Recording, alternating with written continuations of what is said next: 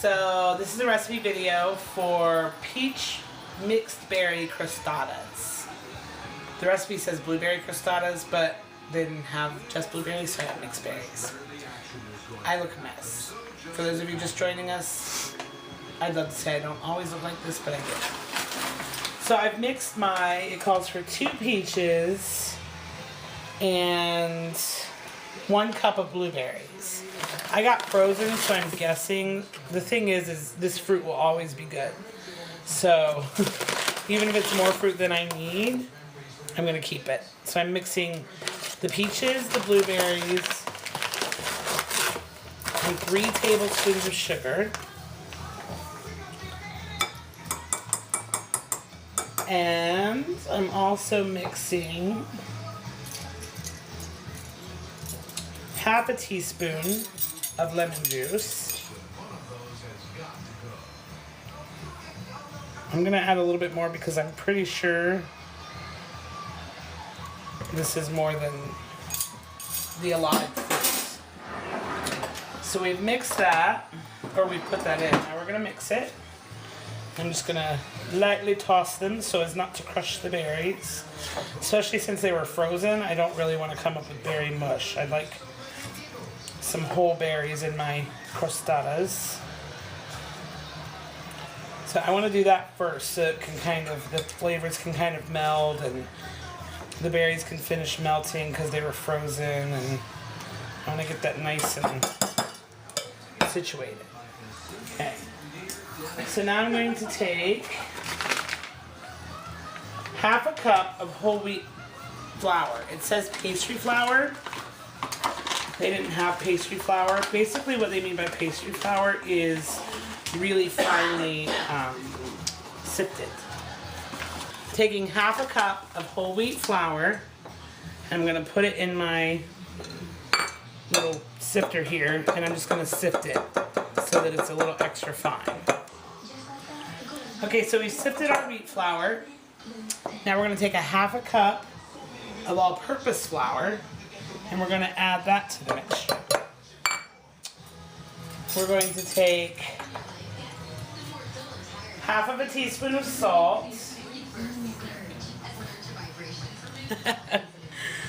and add that. And then we're going to take a whisk, and we're going to whisk all that together. Now we're going to take 2 tablespoons.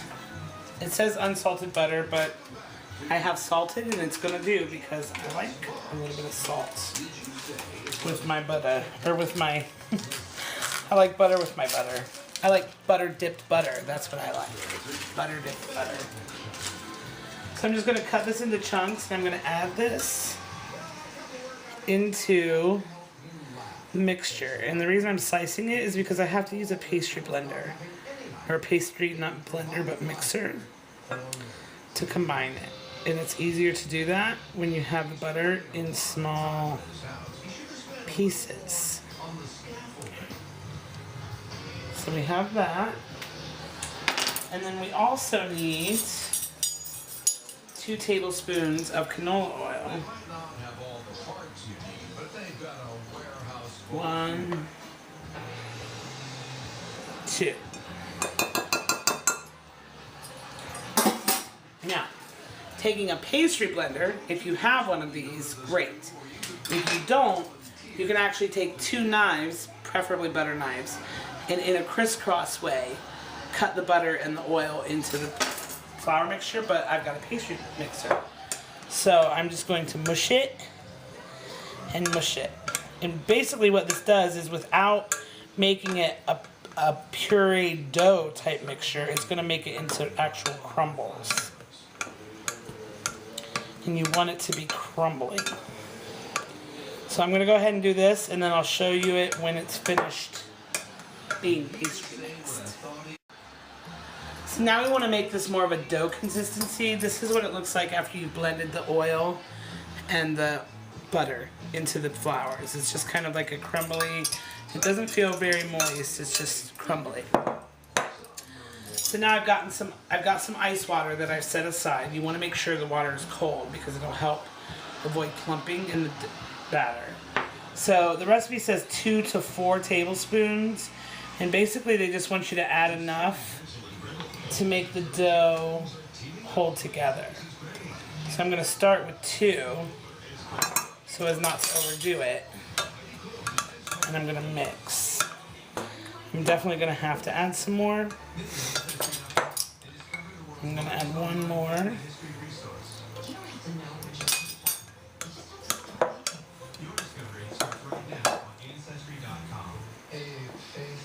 It's definitely feeling more like a dough consistency.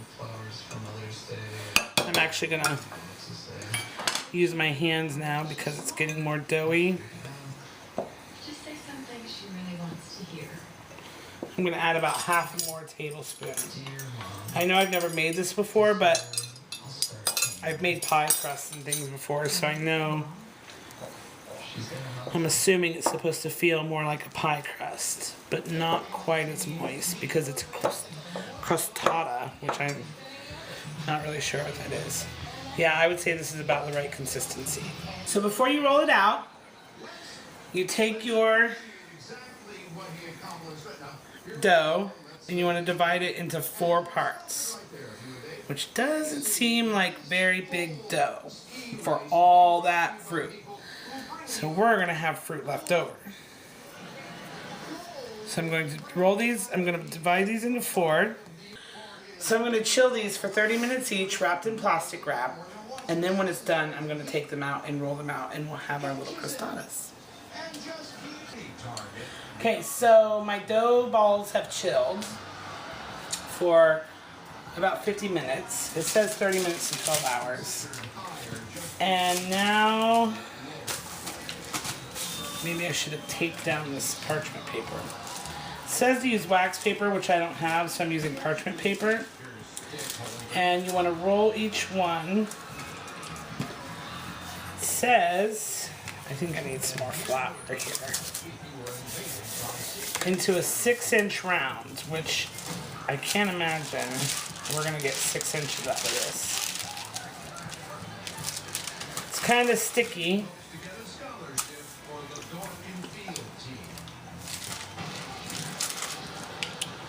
Really needing some more flour.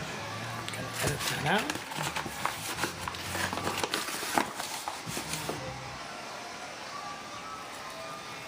If it sticks, just put some more flour on it.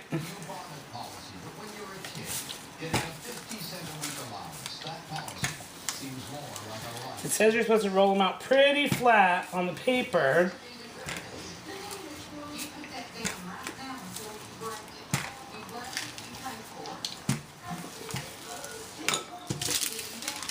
That may be 6 inches. And then take the paper, and I have a cookie sheet here with aluminum foil sprayed with Pam, and I'm going to put this on here, and then I'm going to peel off the paper because I want it to bake right on the sheet like this. Then I'm going to take some of the fruit mixture,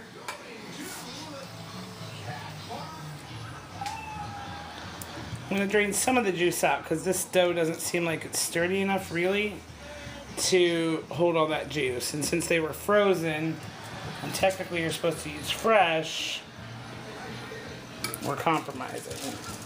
You're supposed to leave a 1-inch space from fruit to the end of the pastry and then fold it,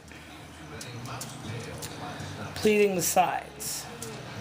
And it actually looks very, very similar to the one in the picture, so that's a good sign. So at this point you take some fat-free milk after you've folded this and just kind of put it around the edges. You can use a pastry brush if you have one. I don't, so I'm just going to put a little bit on with my fingers, just on the crust. And then I'm going to take some granulated sugar. It says granulated or turbinado. Turbinado is the thicker granulated, and you just want to sprinkle a little bit on the crust. And I'm going to do that with the other 3. We're going to bake it in the oven at 425 degrees until the crust is brown in about 25 minutes.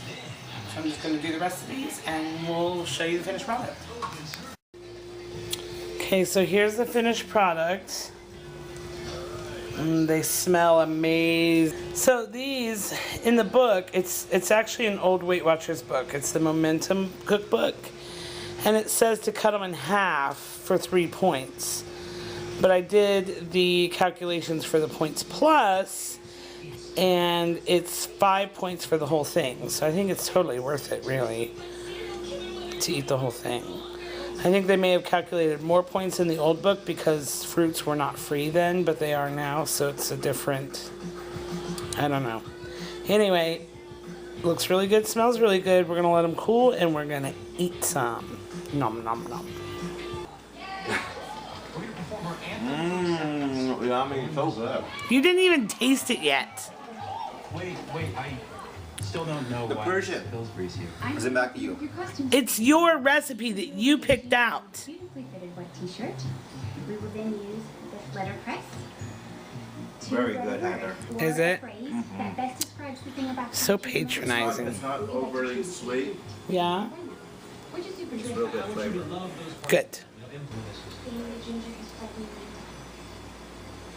People say they smell like copper. I can get a sunburn and yours is nice. Really? But I'm here to say because the first is what makes me unique. Yeah, it's not too sweet. It's just right. Would it be perfect with vanilla ice cream? I was born this way. It'd be better, yeah. Yeah. Hooray! I don't have vanilla ice cream.